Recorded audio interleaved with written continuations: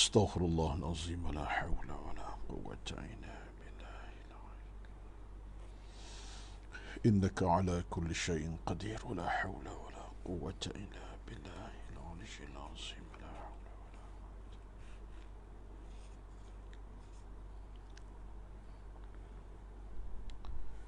Innaka ala kulli syai'in qadir, la haula wala quwwata illa billah. Allahumma salli wa barik ala Muhammad wa ala ali sayyidina Muhammad wa ala sayyidina. La ilaha illa anta subhanaka inna kunna minadh dhalimin.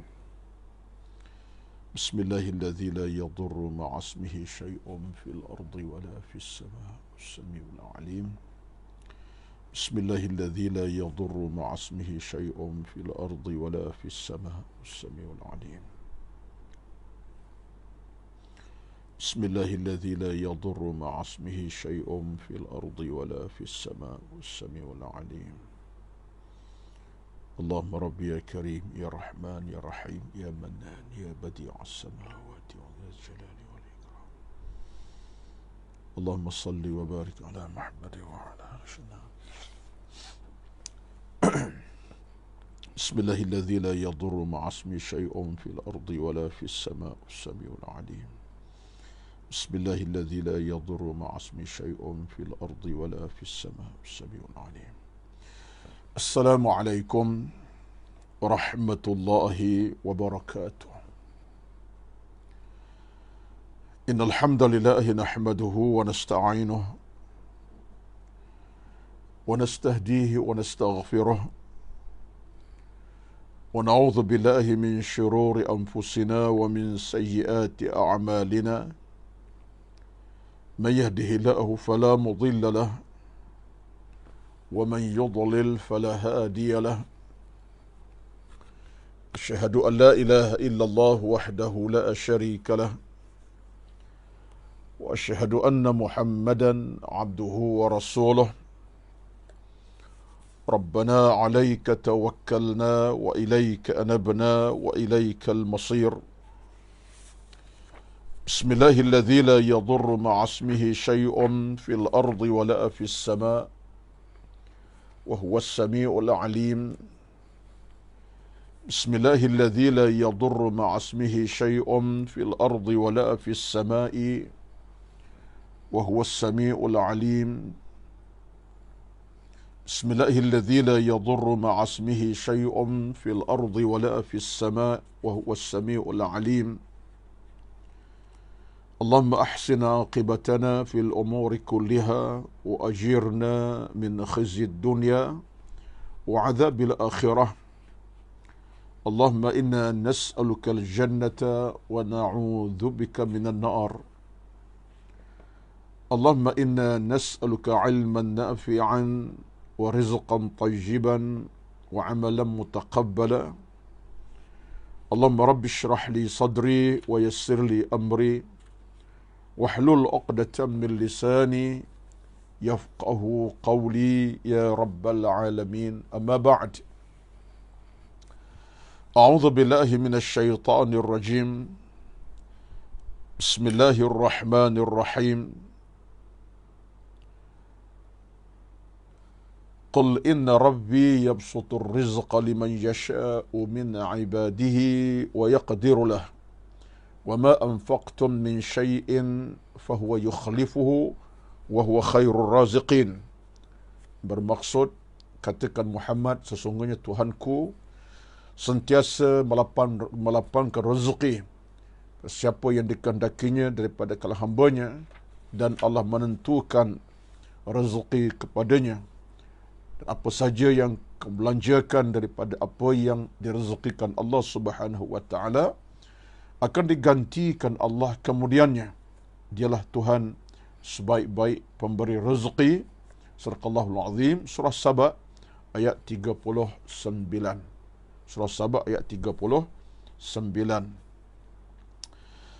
Yang berbahagia dihormati, yang dikasihi pengurusi dan kuasa Urusan Surau An-Nur Fasa 3A Bandar Seremban Selatan, yang dikasihi seluruh tan kuasa pengurusan surau An-Nur Fasa 3A Bandar Selamat Selatan, yang dikasihi seluruh para jemaah surau di kalangan para muslimin dan muslimat, tuan-tuan dan puan-puan, dan tidak dilupai diraikan bersama pada pagi ini yang bersama dengan kita dalam siaran online live ini, yang jauh nun di utara, yang jauh nun di selatan tanah air, yang jauh nun di barat, di timur tanah air kita, bahkan di Semenanjung, di Sabah Sarawak, dan yang bersama kita daripada apapun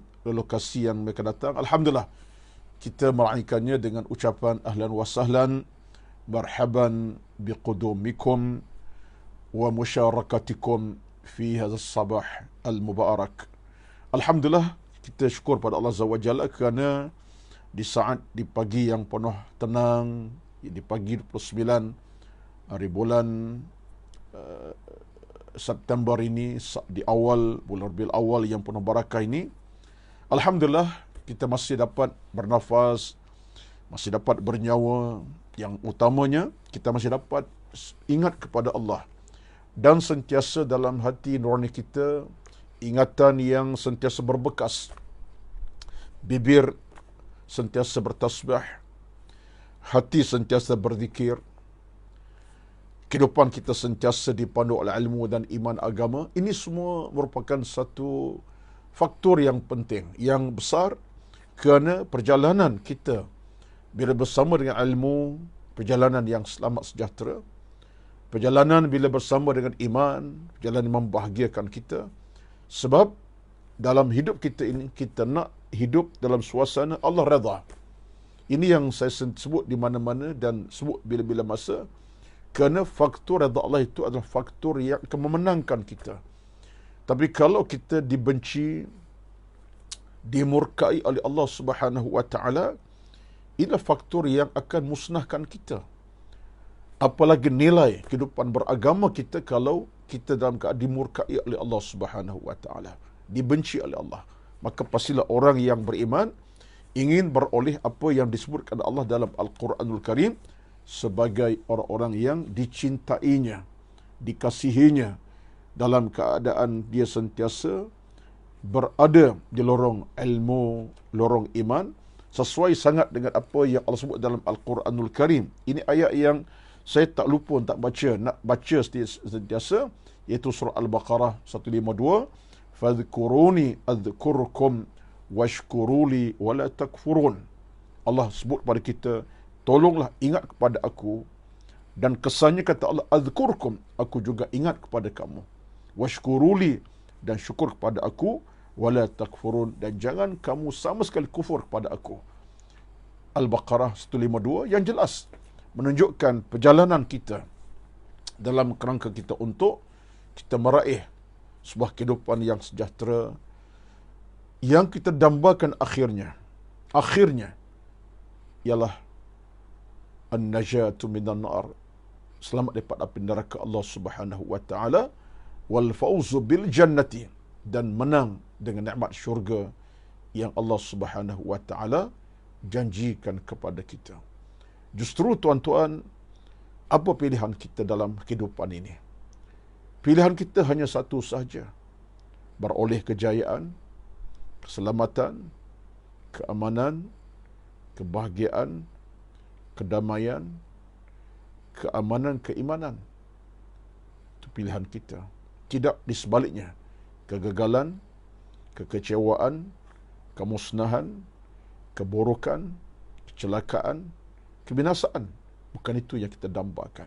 Yang kita nak ialah yang tadi, kejayaan, kemenangan, keselamatan, keredaan, kebahagiaan abadi yang benar-benar dijanjikan Allah buat kita semua. Justru alhamdulillah, sesaat kita pada pagi Khamis yang penuh tenang ini, kita telah berjaya memulakan perjalanan kita pada pagi ini dengan bangkit awal pagi. Kita bangun di awal pagi untuk beribadat kepada Allah Subhanahu wa taala.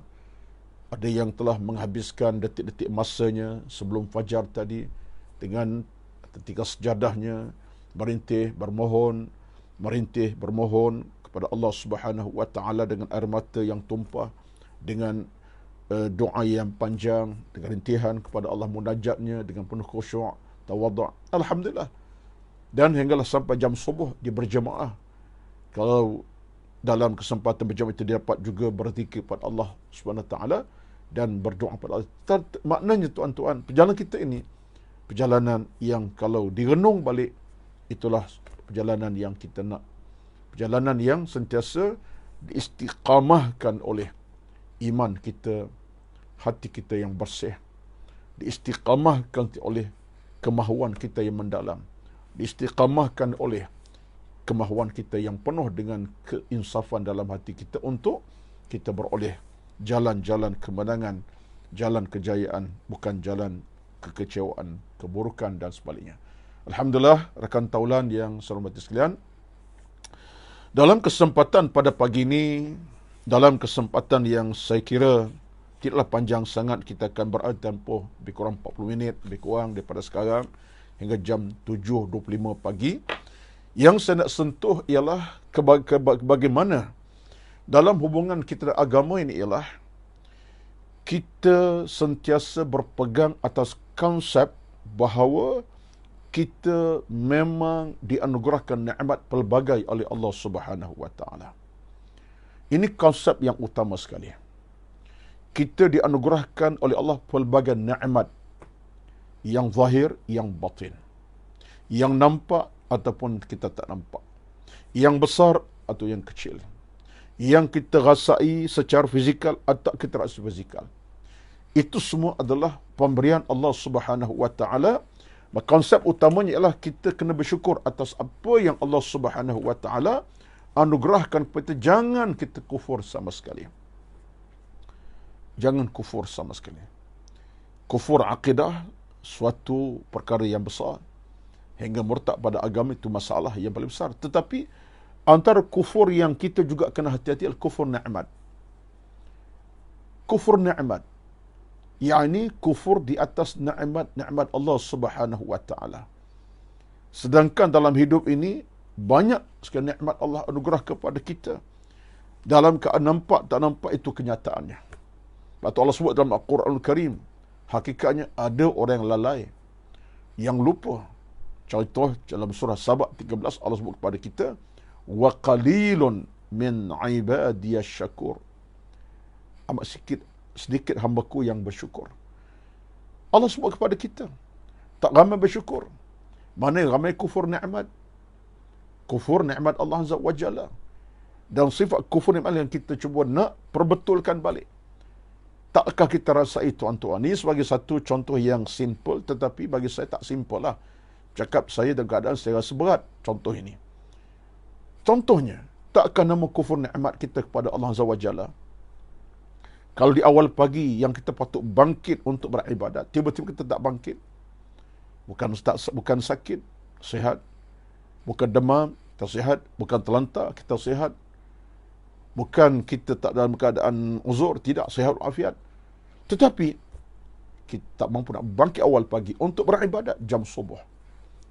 Tak kufur nikmat ke itu, tuan-tuan? Kufur nikmat, nikmat kesihatan, nikmat masa. Takkah kufur nikmat namanya kita, Allah rezeki kita nikmat harta? Walaupun tak kaya raya, tapi adalah harta yang kita boleh sumbang, sedekah, infak. Tiba-tiba kita tak nak infak walaupun sedikit, 10 sen, RM1, RM2 untuk tabung-tabung kebajikan fakir miskin, orang memerlukan. Contohnya, rezeki kita ada, tapi kita tak nak menyumbang walaupun sedikit. Tak kufur nikmat. Sedangkan nikmat harta, pemberian Allah Subhanahu wa taala, nikmat rezeki, Allah yang beri, Allah yang punya, Allah beri kepada kita. Tapi kita tak nak menyumbang, kedekut dan bakhil. Ini semua merupakan di antara tanda-tanda kita dianggap kufrun ni'mah. Al-kufru bini'amillah. Kufur dengan nikmat Allah Subhanahu wa taala. Asas inilah yang saya rasa kita nak kena cuba buka balik. Sebab bila sampai tak kita kufur nikmat Allah Subhanahu wa taala, ia suatu hal yang tidak adil kepada Allah. Tuhan sebagai Ar-Razzaq, Tuhan yang Maha Pemberi. Dialah sebagai kharazqin, sebagai pemberi rezeki, tapi kita tidak menikmati dalam keadaan sebagaimana yang diajar agama. Kufur nikmat Allah Subhanahu wa taala. Kufur dengan nikmat masa, nikmat waktu, nikmat kesihatan, nikmat harta, nikmat apa saja kita kufur. Jadi hal ini saya kira sebagai satu akhlak yang buruk. Maka tajuk saya pada pagi ini, saya nak tegur diri saya, tegur kita semualah. Kita cakap dalam kerangka tasawuf ini, kita nak bincang secara bersifat tanasuh. Kita nak ambil sikap at-tanasuh fima bainana. Kita nak ambil sikap menasihati sama kita, tegur-menegur. Mudah-mudahan yang terlanjur boleh kembali ke jalan yang betul, yang tersasar boleh kembali ke jalan benar, yang dah jauh melencong dia boleh kepada jalan yang sebetulnya, dan yang baik menjadi lebih baik. Yang telah buat kebaikan akan buat kebaikan berpanjang. Ini hakikat kita. So, agama, tuan-tuan, dia ditegak atas 3 perkara penting. Al-usus al-asasiyah lid-din, 3 asas utama dalam agama, kata Syekh Hambakat Al-Maidani, seorang tokoh besar bidang tasawuf, bidang akhlak.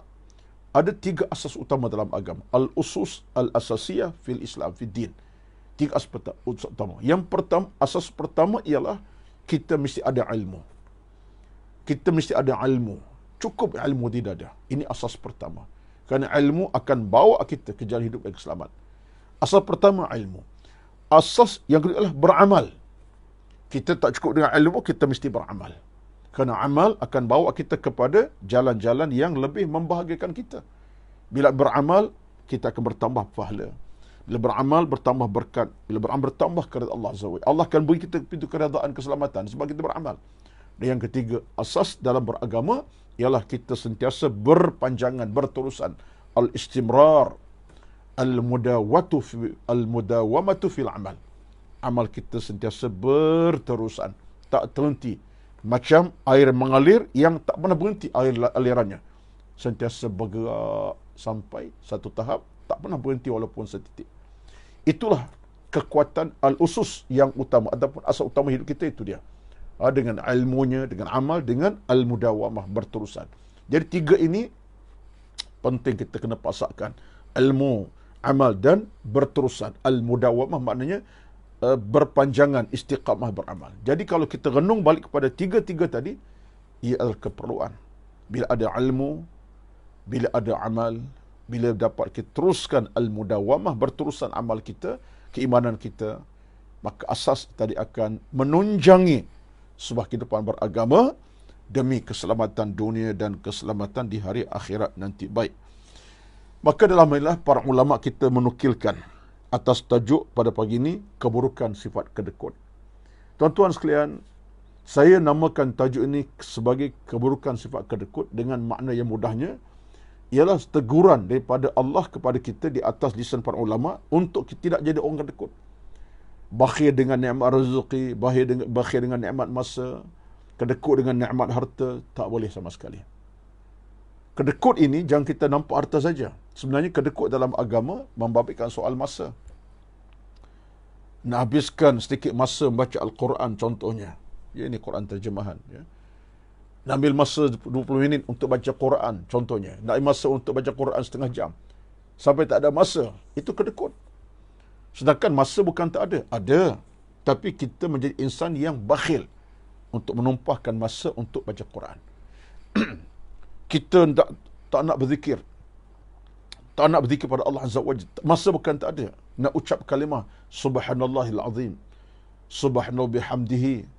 Kalimah-kalimah yang Nabi anggap penting kita ucapkan. Istighfar contohnya. Tapi tak nak istighfar, tak nak berzikir, tak nak tasbih. Kita kedekut masa. Kita tak nak berjalan ke masjid, ke surau, kepada tempat ilmu. Kedekut tenaga. Tak nak infak harta yang kita ada. Kedekut harta. Jadi tuan-tuan, dalam agama ini, sifat al-bukhl, sifat yang dikeji. Itu satu hadis Nabi SAW, daripada hadis yang disebutkan daripada Al-Imam Muslim, Abu Daud, An-Nasai, disebutkan juga Ibn Hibban Al-Hakim. Ini hadisnya kuat ni. Disebutkan oleh Imam Muslim, disebutkan oleh Abu Daud, dinyatakan Imam An-Nasai dalam kitab Al-Kubranya, Ibn Hibban pun sebut, Al-Hakim pun sebut dalam Al-Mustadraknya. Apa kata Nabi SAW? Iyakum wasyuhu fa innahu ahlaka man kana qablakum hamalahum ala an safaku dima'ahum wastasallu maharimahum. Kata Nabi SAW, kamu kena jauhi sifat kedekut. Kerana sungguhnya sifat itu membinasakan umat yang terdahulu. Sifat itu jadikan mereka saling menumpahkan darah dan menodai kehormatan. Menodai kehormatan. Tuan-tuan sekalian, hadis ini umumnya menunjuk kepada kita, Nabi melarang kita daripada sifat asyuh. Iyakum wasyuh, kedekut. Kita jangan nampak kedekut harta saja. Masa tenaga tadilah. Jadi kalau kita menjadi manusia, saya termasuk cakap ini, khasnya lah saya, bercakap dengan suara yang agak lantang pagi ni. Bukan sajalah pergilah bila-bila masa semalam pagi ni, mungkin rezeki Allah untuk cakap lagi malam nanti. Allahu Akbar. Kita nak kena insaf balik lah. Apakah ada titik-titik kedekutan? Betul dah bahasa saya tak tahulah. Apakah ada titik-titik kedekut dalam hubungan kita dengan agama? Masa, tenaga, waktu, harta, seumpamanya. Nabi kata larang, Nabi larang. Iyakum, kamu kena jauhi. Iyakum terjemah yang agak tepat, jauhilah. Sifat kedekut kan membinasakan orang-orang sebelum daripada kamu. Tuan-tuan, kalau kita bayang hadis ini sebagai peringatan kepada kita, makna suatu peringatan yang menyentuh jiwa hati kita. Bagaimana kita boleh jadi kedekut bakhil dengan nikmat yang bukan hak kita secara mutlak. Kita boleh fikir renung sekejap. Macam mana kita boleh jadi bakhil, kedekut di atas nikmat yang bukan hak mutlak kita. Bukan hak kita. Nikmat rezeki, harta, benda, makan, minum, pakai, nyawa, kesihatan. Hak kita ke? Bukan hak kita. Seinci bukan hak kita. Itu milik Allah Azza wa Jalla. Allah yang beri. Allah yang amanah kepada kita untuk kita menikmatinya dan suasananya kita jaga. Tiba-tiba kita kedekut untuk menyumbangkan tenaga, waktu, tenaga, seumpamanya harta tadi. Logik tak logik? Bukan hak kita, jadi kita kedekut bakhil. Tak logik, tuan-tuan. Kalau kita nak kedekut pun hak kita apalah. Tapi kita ada apa-apa kita miliki. Jadi sini jelas menunjukkan bahawa sifat bakhil ini, kedekut ini satu sifat tidak elok. Apalagi bercakap tentang kebakhilan dalam soal harta benda. Sehingga nak menyumbang RM1 pun menung, nak menyumbang RM10 pun termenung panjang, nak sedekah dalam arti kata mudahnya menyumbang walaupun RM3-4 termenung. Orang yang perlu bantuan kita tak nak beri. Dari sudut hukumnya kita patut beri, tetap beri. Contohnya, masjid nak kepada bantuan kita untuk renovation, untuk beli barang, seumpamanya kita rasa tak perlu nak beri. Logik tak logik, tuan-tuan, sedangkan buah hak kita. Jadi ini semua kita kena letak dalam kotak minda kita. Sifat ini sifat yang Allah keji. Satu Nabi sebut kepada kita dalam satu hadis yang lain, ya. Antara hadis yang datang kepada Nabi sallam, kata Nabi sallam daripada hadis Imam Tirmizi radhiyallahu anhu, khaslatan la tajtami'ani fi mu'minin al-bukhlu wa su'ul khuluqi. Daripada hadis Imam Tirmizi, Nabi bersabda kepada kita, khaslatan la tajtami'an fi mu'minin. Dua perkara yang tidak boleh dimiliki oleh orang yang beriman. Tidak patut ada dalam hidup orang beriman. Dua benda kata Nabi sallam. La tajtami'an fi mu'minin. Dua perkara yang tidak boleh berada dalam hidup orang yang beriman. Apa dia dua benda, tuan-tuan? Pertama, al-bukhlu, kedekut. Yang kedua ialah su'ul khuluqi, iaitulah buruk perangainya. Akhlaknya buruk, keji. Pertama, kedekut, bakhil. Kedua ialah buruk perangai, akhlaknya buruk. Tak boleh ada dalam hidup orang Islam, orang beriman. Ini merupakan satu tausiah penting Nabi, satu arahan utama Nabi kepada kita. Kerana orang beriman, orang yang suci hati, suci jiwa, suci akhlak. Itulah proses membina kesucian hati ini, proses yang tidak pernah terhenti. Itulah kata Al-Imam Ibnu Qayyim Al-Jauziyah dalam kitabnya tentang Su'al Islah Al-Qulub ini. Dia kata apa? Dia kata proses membina hati, proses merawat jiwa ini proses yang tidak ada hentinya. Tak ada dia punya hentinya. Dia akan berterusan. Kenapa? Kerana kita cuba nak menjauhi, nak kita jauhi akhlak yang buruk, terutamanya al-bukhlu, bakhil, wa su'ul khuluqi tadi, dan akhlak yang buruk. Kita nak kena usahakan. Itulah proses kita dengan agama ni macam itulah tuan-tuan. Kalau orang tanya kita, kenapa kita beribadat secara berterusan? Kenapa kita buat ibadat secara berpanjangan? Kenapa kita istiqamah? Kenapa? Ini proses kepada proses tazkiyatun nafsi. Kepada soal penyucian diri. Kemudian dalam proses membangun hati, membina jiwa yang baik, membina akhlak itu prosesnya. Jadi kesan daripada amal itu ialah untuk kita terbangun hati kita. Daripada yang buruk kepada yang baik, daripada kotor kepada yang bersih, kepada yang dosa kepada keampunan. Jadi ini yang kita cuba lakukan, dan perjuangan tidak akan hentinya. Allah sebut Quran, qad aflaha man zakkaha wa qad khaba man dassaha. Dalam surah Asy-Syams, sesungguhnya beruntunglah orang-orang yang bersihkan jiwa raganya, dan merugi, kecundang, kecewa, gagal orang-orang yang mengotori jiwa raganya. Dassaha, yang mengotori, yang merosakkan jiwa raganya, orang paling rugi kata Allah. Dassaha, merosak. Khaba, khasira, maksud dia akan rugi dan kecundang. Tapi yang berjaya siapa? Aflaha man zakka. Yang untung kata Allah, orang yang bersihkan hati jiwa. Jadi menunjuk kepada kita betapa dalam beragama ini, usaha itu mesti sentiasa berpanjangan. Dan proses ini, proses yang mesti berlaku atas dasar ilmu tadi. Dan amal dan istiqamah. Itu kita balik pada tiga asas tadi lah. Jadi tuan-tuan sekalian, dalam hadis Nabi sebut kepada kita, dia punya Muslim Tirmizi, khaslatan dua akhlak, dua sifat, dua perkara, la tajtami'ani fi mu'minin, yang tidak boleh berada dalam hati orang, dalam hidup orang beriman. Pertama al-bukhlu, yang kedua ialah su'ul khuluq, iaitu akhlak yang buruk. Yang kedua, pertamanya al-bukhl, bakhil, kedekut. Yang kedua ialah akhlak yang buruk. Tuan-tuan sekalian, oleh itulah kita tak nak jadi manusia yang dipandang hina oleh Allah Subhanahu wa taala.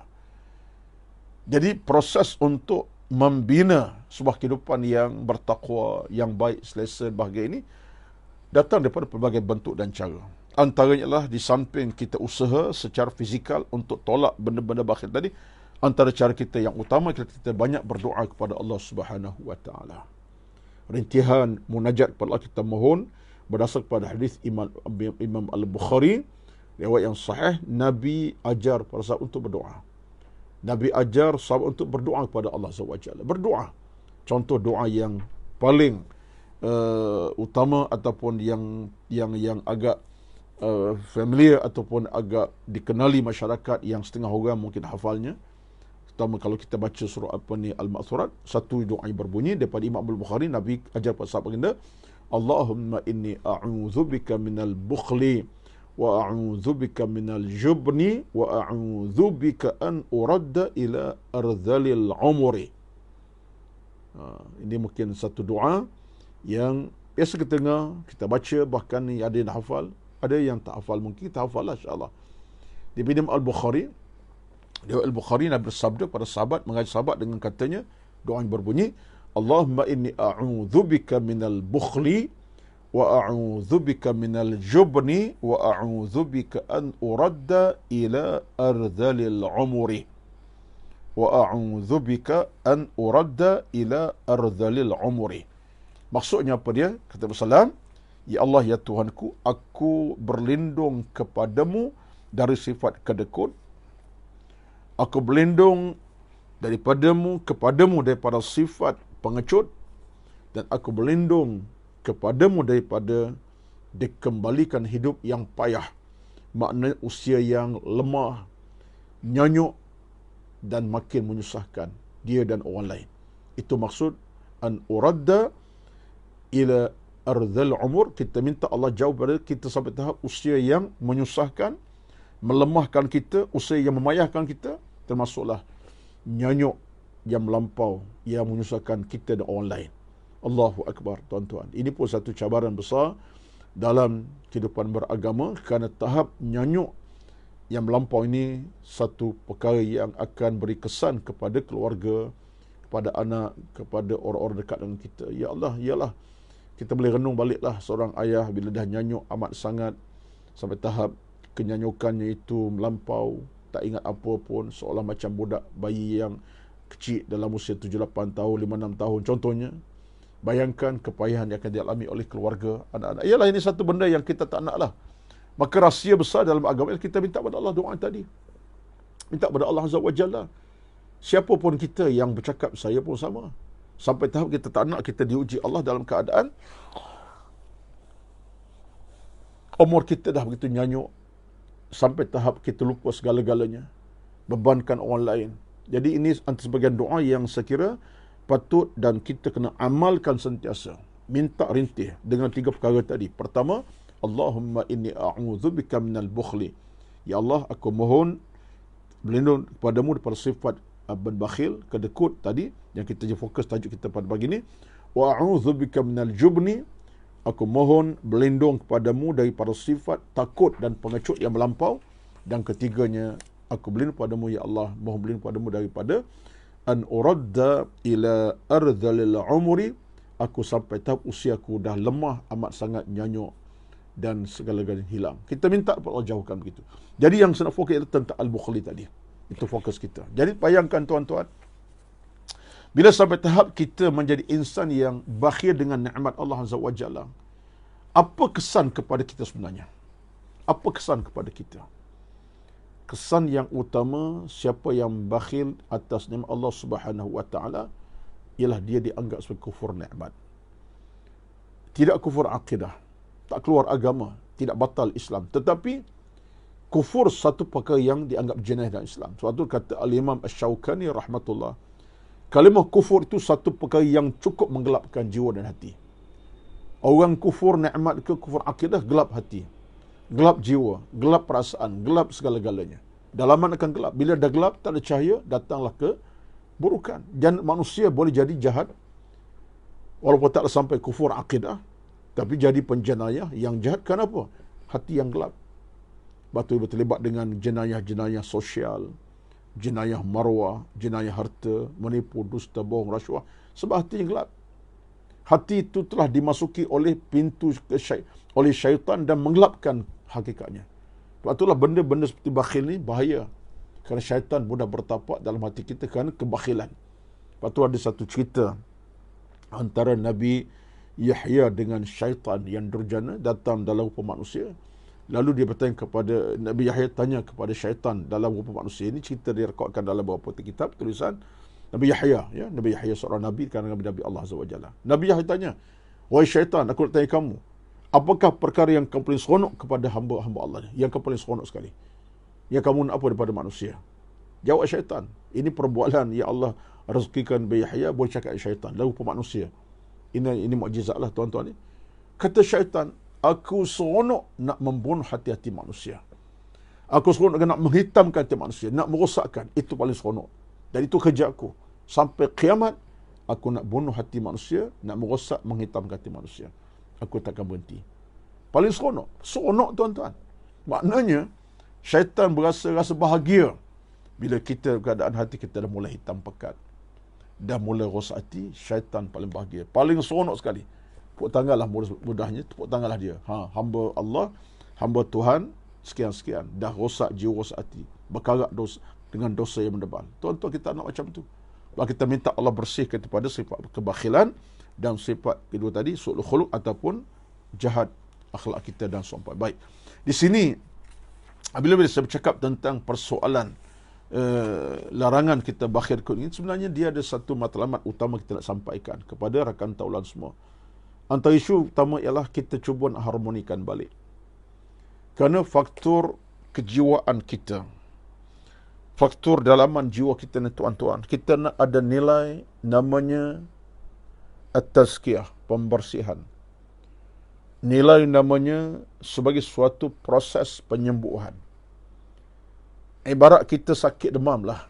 Ya, kalau kita sakit demam, kita akan pergi ke hospital, ke klinik untuk dapat kerawatan. Kita akan makan ubat yang diberi kepada kita oleh doktor-doktor yang merawat kita. Kita ikut dia punya description dia lah. Apa yang kita boleh makan, berapa jam sekali, 4 jam, 5 jam sekali. Apa jenis ubatnya, berapa lama ubat itu kita kena makan. Antibiotik, contoh kalau antibiotik lah, berapa lama habiskan. Itulah kita sebenarnya dalam urusan kehidupan beragama. Kita tahu kita punya ada kelemahan. Kita punya ada kekurangan. Kita punya ada benda yang tidak elok. Benda-benda yang sifatnya buruk dalam hati kita. Maka sekarang ke mana kita nak pergi? Kita nak balik kepada Allah Azza wa Jalla. Kita nak kembali kepada Allah Azza wa Jalla. Dengan kita sentiasa berjalan untuk balik kepada agama. Laluan itu Allah buka kepada kita. Allah sebutkan dalam Quran kepada kita, inna hadza sirati mustaqiman idil jalanku fattabi'u, ikutlah wahai manusia. Jalan ilmu, jalan agama, jalan iman, jalan Islam, jalan pahala, jalan redha, jalan rahmat. Semua jalan Allah buka kepada kita. Daripada rahmat, ilmu, keimanan, ketakwaan, keselamatan, kerahmatan, keampunan. Allah buka. Allah tak akan tutup jalan itu. Yang penting adalah kata Allah, fattabi'u, ikutlah. Macam tadi juga, kalau kita keadaan ada rawatan kita ambil, dia menyembuhkan insya-Allah. Dengan usaha gigihnya kita ambil rawatan, makan ubat, kesihatannya juga insya-Allah beberapa hari kemudian kita sembuh. Walau mungkin makan masa 4-5 hari, mungkin seminggu 2, sembuh. Sama kita dengan kehidupan ini. Allah tak akan kecewakan kita. Kita usaha malam siang untuk tambahkan ilmu, tambahkan pahala. Semua hati kita, hati yang cacat akan kembali pulih. Hati yang berkarat kembali pulih. Hati yang dah mati kembali hidup. Jiwa yang dah sakit lama akan kembali sihat walafiat. Jiwa yang dah mati kembali bercahaya dan diberikan kehidupan. Jangan bimbang. Sebab kemahuan kita untuk berubah tadi asas utama. Sebab dalam proses membina kehidupan tuan-tuan, mesti kita ada kekuatan. Iaitu kemahuan mendalam. Al-jahdu, usaha bersungguh-sungguh. Kita tak ada usaha untuk buat satu kebenaran, tak akan tercapai kita tuan-tuan. Apa perbuatan kita sekalipun. Nak pahala, tak beribadat, mana dapat pahala. Nak redha Allah, tak buat ibadat, nak dapat redha. Tak mungkin. Jadi nak dapat redha Allah, buatlah kebajikan, pahala, cari. Amal kita buat. Nak dapat redha Allah, buatlah ibadat. Dapat pahala, buat ibadat. Tapi kalau kita nak dapat pahala, tapi tak nak beribadat, zikir pun tidak, tasbih tidak, infak tidak, pahala dapat? Tak dapat. Kita zero, kosong. Mungkin kejahatan lebih banyak daripada kebaikan kita. Itulah sebabnya kita nak kena ambil jalan-jalan yang boleh bawa kita kepada jauh daripada sifat bakhil, kedekut, khasnya dalam urusan kita dengan agama, dengan kehidupan kita seharian. Kerana semua nikmat hidup ini bukan kita yang punya, bukan kita yang pemiliknya, tapi itu semua datang daripada Allah Subhanahu wa taala. Maka dalam hal ini, jalan utama kita adalah kita sentiasa berada dalam situasi lorongnya mesti lorong yang betul. Ibaratnya kalau nak berjalan, lorongnya tak ada simpang siur. Kalau kita nak berjalan lah, ibaratnya lorong tak ada halangan, tak ada divider yang menyekat jalan kita, tapi jalannya luas terbentang. Kita nampak, so lampu saya nampak di mana ada lubangnya, di mana batu kita boleh elak. Bahkan kita boleh letak elak ke tepi batu-batu untuk kita berjalan betul. Macam itulah kehidupan kita. Ini saya kira sebagai satu analogi lah. Sebab dalam hidup ini kita ada laluan yang menghalang kita. Syaitan, nafsu syahwat, kejahatan diri kita. Itu semua merupakan semacam batu-batu jalan tadilah. Kenderaan, ada batu jalan. Kita kena berhenti, kena buang batu. Kalau tidak, langgar batu, rosak kenderaan. Samalah kita dengan urusan agama ini. Maka laluan-laluan yang menghalang kita, kita kena bersihkan dengan ilmu tadi, dengan amal kepada Allah Azza wa Jalla.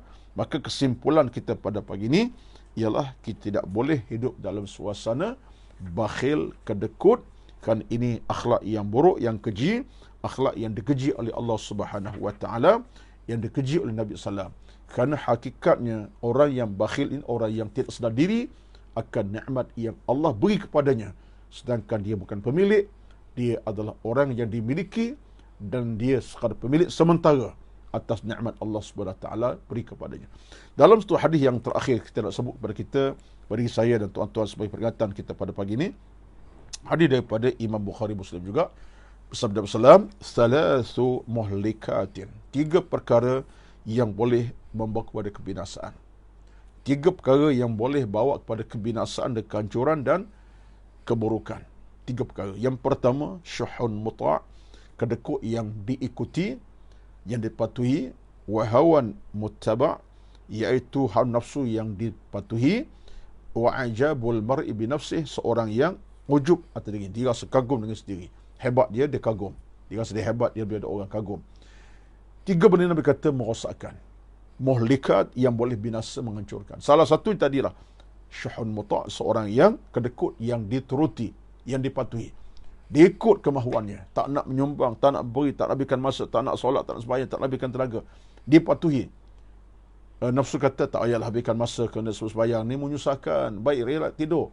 Dia patuhi. Orang macam ni kata Nabi, orang yang binasa, dia binasa diri sendiri dan akan dibinasakan Allah Subhanahu Wa Taala. Termasuklah dua tadi, orang ikut nafsu semata-mata dan orang yang sifatnya ujub atas diri sendiri. Dia rasa dia lebih pada orang, dia rasa bangga diri umpamanya. Jadi tuan-tuan sekalian, kesimpulan penghujungnya dalam masa yang terbatas ini, sama-samalah kita ambil kesempatan untuk kita rawati diri kita dan merawat dalam hubungan tazkiyatun nafs ini mestilah dengan kita punya titik keinsafan, dengan kemahuan mendalam, dengan kesungguhan, dan tidak ada suatu faktor yang boleh membawa kita kepada kebaikan belakang kita usaha. Kita berusaha, kerana bila usaha kita lakukan atas kesedaran kita dan beragama, Allah tidak akan mengecewakan kita. Bahkan Allah akan buka lorong-lorong kepada kita, lorong ilmu, lorong kebaikan, lorong pahala Allah akan buka. Akhirnya hati yang sakit akan sembuh, hati yang mati akan hidup semula, jiwa yang berkarat akan Allah bersihkan.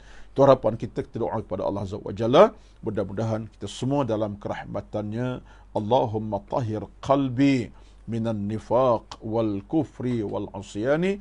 Ya Allah, bersihkan hatiku daripada sifat munafik, kufur, durhaka kamu. Ya Allah, kita berdoa kepada Allah Azza wa Jalla supaya Allah bersihkan kita daripada sifat munafik, sifat kufur dan sifat durhaka kepada Allah Azza wa Jalla. Wallahu alam. Terus sekadar untuk pagi ini yang penuh keberkatan. Jadi untuk menunjukkan kita tidak bakhil, tak kedekut dengan apa kita miliki, tuan-tuan, jom sama-sama kita terus menyumbang, kita infak baik online kepada Surau An-Nur Fasa 3A di atas nama surau dengan bank Islam, online bank Islam kan, online di atas bank Islam, akaunnya ada tertera di kaca phone tuan-tuan, di kaca komputer tuan-tuan, boleh semak saja. Ini semua ke arah kita untuk melahirkan sifat mukmin sejati, tidak bakhil kedudukan nikmat Allah SWT. Mudah-mudahan Allah berikan kita keberkatan harta, keberkatan nyawa, dan berkat dalam kita beribadat, berkat dalam kehidupan seharian. Allahu Akbar, Allah Maha Besar, Allah Maha Kaya. Semua kita dalam keselamatan, dalam keamanan, keimanan. Allahumma amin. A'udzu billahi minasyaitonir rajim. Bismillahirrahmanirrahim. Alhamdulillahi rabbil alamin. Wassalatu wassalamu ala sayyidina Muhammad wa ala alihi wa sahbihi ajma'in. Allahumma inna nas'aluka as-salamata wal afwa wal afiyata bi rahmatika ya arhamar rahimin. Allahumma ardha 'anna ya karim. Allahumma taqabbal minna innaka antal wahhab. Rabbana zalamna anfusana wa illam taghfir lana wa tarhamna lanakunanna minal khasirin. Rabbana atina fid dunya hasanah وفي الآخرة حسنة وقنا عذاب النار وصلى الله على سيدنا محمد والحمد لله رب العالمين. تقبل الله منكم, taqabbal ya karim. Wassalamu alaikum warahmatullahi wabarakatuh. Temu lagi insyaAllah minggu hadapan dengan izin Allah SWT. Sekian, wassalamu alaikum warahmatullahi wabarakatuh.